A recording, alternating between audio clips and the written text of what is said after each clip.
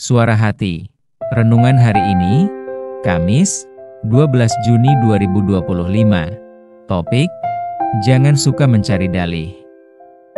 Jangan lupa saudaraku, membagikan renungan ini kepada orang lain, agar mereka juga mendapatkan kekuatan rohani di dalam Tuhan. Kiranya saudara diberkati oleh Tuhan kita.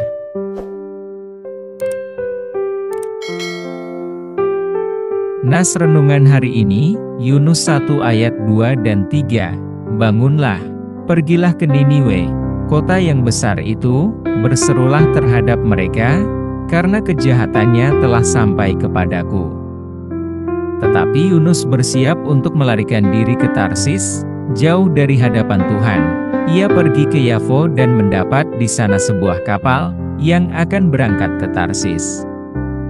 Ia membayar biaya perjalanannya, lalu naik kapal itu untuk berlayar bersama-sama dengan mereka ke Tarsis, jauh dari hadapan Tuhan.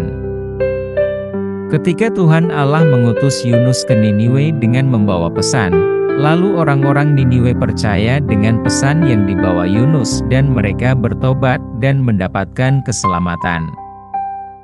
Orang-orang Niniwe sadar kalau perilaku hidup mereka jahat di hadapan Tuhan Allah.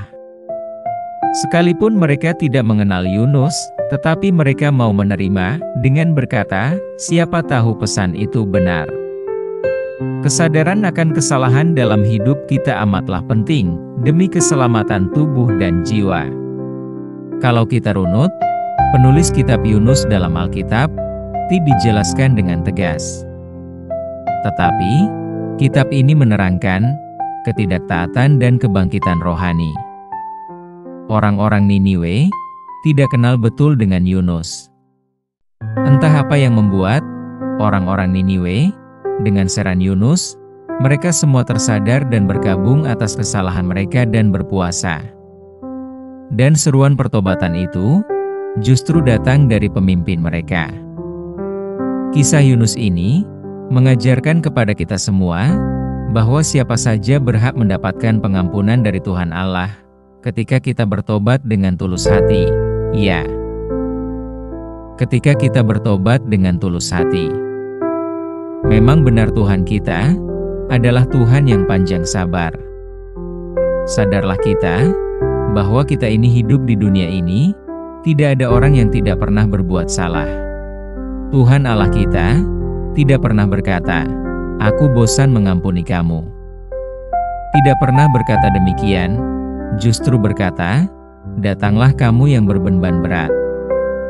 Marilah kepadaku, semua yang letih lesu dan berbeban berat, aku akan memberi kelegaan kepadamu." Matius 11 ayat 28. Ini adalah undangan Tuhan Allah kepada kita yang memiliki beban berat, yaitu segala macam dosa. Betapa baiknya Tuhan itu, saudaraku. Itulah yang dialami oleh orang-orang Niniwe, ketika Tuhan Allah mau berencana menunggangbalikan Niniwe, atas perbuatan dosa mereka. Tuhan Allah bukan berarti bosan mengampuni orang berdosa, atau habis kesabaran menghadapi keberdosaan umatnya. Tidak. Tetapi, ingat saudaraku, jangan coba-coba Tuhan Allah dipermainkan oleh diri kita. Sebentar sadar dan bertobat, lalu berbuat jahat kembali, sadar dengan dosa dan bertobat kembali, kemudian berdosa lagi. Namun demikian Allah membuat batasan waktu dalam memberi kesempatan bagi kita untuk bertobat. Hal ini dilakukannya supaya kita umatnya tidak seenaknya mencari celah dalam kemurahan Tuhan Allah, atau merasa bebas berbuat dosa dengan anggapan bahwa Tuhan Allah akan selalu mengampuni serta tetap memberkati. Ini pemikiran yang salah saudaraku. Tetapi Tuhan Allah lebih menuntut kita, agar memiliki rasa tanggung jawab kepadanya. Dunia ini, mungkin keberadaan kita tidak dikenal dan kurang dihargai. Namun Tuhan Allah sangat mengenal kita secara pribadi. Sebab tidak ada seorang pun yang luput dari perhatiannya, tidak seorang pun dapat bersembunyi darinya.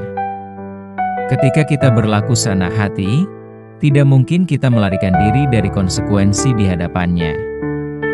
Kita tidak mungkin lepas dari murka-Nya. Karena itu, biarlah peringatannya membuat hati kita gemetar dan rindu untuk bertobat setiap hari di hadapan Tuhan, karena Ia penuh murah hati. Amin.